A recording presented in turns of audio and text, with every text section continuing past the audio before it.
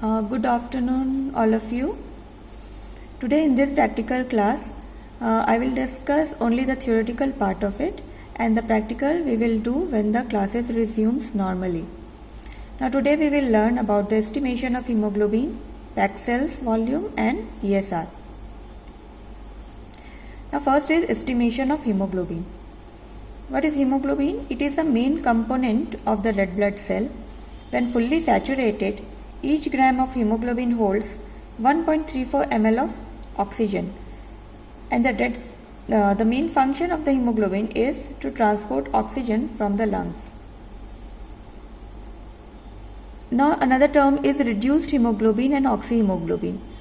Reduced hemoglobin when the hemoglobin with iron not associated with oxygen, and when each heme group is associated with one molecule of oxygen, then this type of hemoglobin is referred as oxyhemoglobin. In both type of hemoglobin, iron remains in the ferrous state, and when this iron oxidizes to the ferric state, methemoglobin is formed, and this methemoglobin, it loses its capacity to carry oxygen or carbon dioxide. Now you have to know about the normal variants of hemoglobin. The first is embryonic hemoglobins like GOR1, GOR2 and Portland, fetal hemoglobin which is written as HbF, adult hemoglobin and hemoglobin A2. These normal variants, they differ in their polypeptide chain.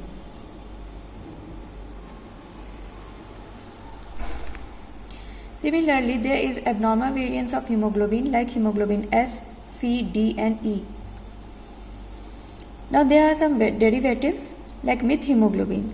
This is the hemoglobin in which the ferrous iron is oxidized to ferric state, resulting in the ability of the molecule to combine reversibly with oxygen. Now sulfhemoglobin is, during oxidation, sulfur is incorporated into the heme rings of hemoglobin, resulting in a green hemochrome. And this molecule cannot transport oxygen, but it can combine with the carbon monoxide to form carboxy self-hemoglobin. And unlike methemoglobin, self-hemoglobin cannot be reduced back to the hemoglobin, and it remains in the cells until they break down. Carboxyhemoglobin is another derivative, the endogenous carbon monoxide produced in the degradation of heme to bilirubin, and it normally accounts for about 0.5% of the carboxyhemoglobin in the blood. Therefore, this type of hemoglobin is increased in hemolytic anemia. Now, hemoglobin has the capacity to combine with the carbon monoxide with an affinity to 210 times greater than for oxygen. Now, there are different methods for the estimation of hemoglobin. First is colorimetric method. In this type of method, we compare the color between the standard and the test sample, either visually or by colorimetric methods. Now, visual method, we use Dahlquist chart, Sally's acid hematine, WHO hemoglobin color scale. In photoelectric method, there are sign methemoglobin method, oxyhemoglobin and alkaline hematine method.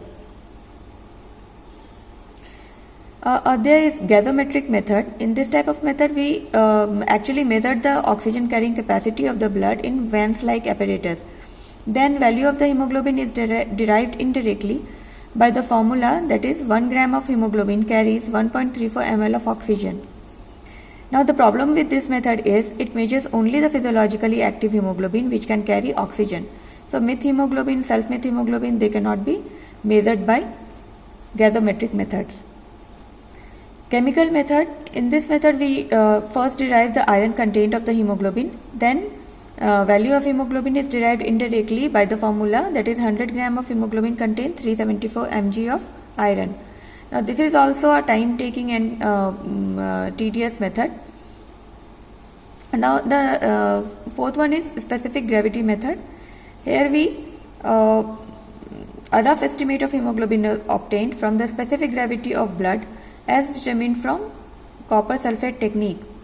Now useful in mass screening like selection of blood donors. In our practical class, we have to do Sally's acid hematine method. Principle of this method is, here we mix the blood with an acid solution so that the hemoglobin is converted to brown colored acid hematine, and this is then diluted with water till the brown color matches that of the brown glass standard. Now the hemoglobin value is read directly from the scale. We need equipments, the Sally hemoglobinometer, in which a graduated hemoglobin tube and a comparator box with a brown glass standard is present. Sally's pipette, which is marked at 20 microliter, a small glass rod which is used as a stirrer, and a dropping pipette. The reagent we need is N/10 hydrochloric acid and distilled water, and the specimen the EDTA anticoagulated venous blood. So first we have to do the N/10 hydrochloric acid into the Sally graduated hemoglobin tube up to the mark of 2 grams. Then take the blood sample in the Sally's pipette up to 20 microliter. The blood adhering to the exterior of the pipette is wiped away using absorbent paper, and then add blood sample to the acid solution and mix with the glass stirrer and allow to stand for 10 minutes. Now after 10 minutes, add distilled water drop by drop till the color of the solution matches that of the brown glass standard, and take the reading of the lower meniscus from the graduated tube in grams. Now the disadvantage of this method is 95% of the color of acid hematine is attained at the end of the 10 minutes, but for maximum color development we need longer time, and perfect matching with the brown glass standard is always not possible. Another disadvantage is carboxyhemoglobin, methemoglobin and sulfhemoglobin, they are not converted to acid hematine. So these type of hemoglobin, they cannot be measured by Sally's acid hematine method. Again, fetal hemoglobin is also not converted to acid hematine, so this method is also not suitable for infants. And conversion of the color is slow, and acid hematine solution is not stable. Source of light also will influence the visual comparison of the color. The personal error in matching standard with the solution is almost 10%, and the color of the brown glass standard is also fades with time. So it is all about the hemoglobin. Now coming to the packed cell volume. What is PCV? PCV is the volume occupied by the red cells when the sample of anticoagulated blood is centrifuged. It indicates the relative proportion of the red cells to the plasma, also known as hematocrit, and expressed as percentage. Uses of PCV: it is used as a simple screening test for anemia. It is used as a guide for accuracy of hemoglobin estimation and also for the calculation of red cell indices. There are different methods also. We can measure directly or indirectly. Directly, there is a method, macro method, using Winthrop's tube, and micro method using capillary tube, and indirectly by the automated cell counter. Now this is the Winthrop's tube. It is 110 mm long tube and has 100 markings, each at the interval of 1 mm. Internal diameter is 3 mm, and this tube can hold 3 mm or 3 ml of blood. Uses of Winthrop's tube: it can use for PCV estimation, for determination of ESR also, and for Buffy code preparation. The anticoagulant which we use for PCV estimation is EDTA, double oxalate or heparin. Now first we have to mix the anticoagulated blood sample thoroughly, then draw the blood in the Pasteur pipette and introduce the pipette up to the bottom of the Winthrop's tube. Now fill the tube from the bottom exactly up to the 100 mark, then centrifuge it at 2300 G for 30 minutes and take the reading of the length of the column of red cells. Normal value of the PCV in male is 40 to 50%, in female it is 38 to 42%, and in newborn it is 44 to 62%. Abnormal PCV is decrease in anemia and increase in polycythemia in shock, burn and dehydration. Now another method is micro method using capillary tube. The length of the capillary tube is 75 mm, internal diameter will be 1 mm. First we have to fill the tube, 2/3 of the tube with the blood and empty the end sealed with the micro burner. Here we use the special microhematic centrifugal machine for the centrifugation at 12,000 rpm for 5 minutes.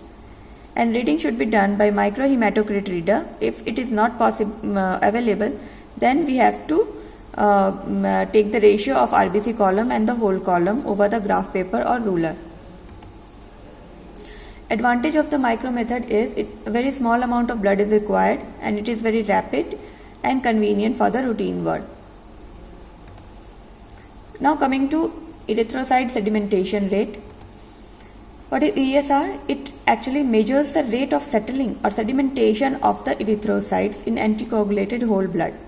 Anticoagulated blood is allowed to stand in a glass tube for 1 hour and the length of the column of plasma above the red cells is measured in millimeter. There are different stages of the erythrocyte sedimentation rate. First stage is stage of rouleau formation or lag phase, and it lasts for 10 minutes. In this stage, the RBC stick together like a pack of coins, and there is formation of fine thread or aggregates by fibrinogen or globulin. So in the rouleau, RBC are trapped in the meshwork of fibrinogen and globulin and becomes heavier, and the settling starts.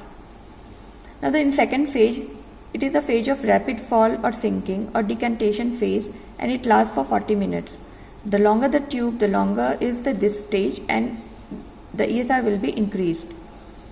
In stage 3, it is called packing stage, and it lasts for 10 minutes, and there is slow sedimentation in this stage.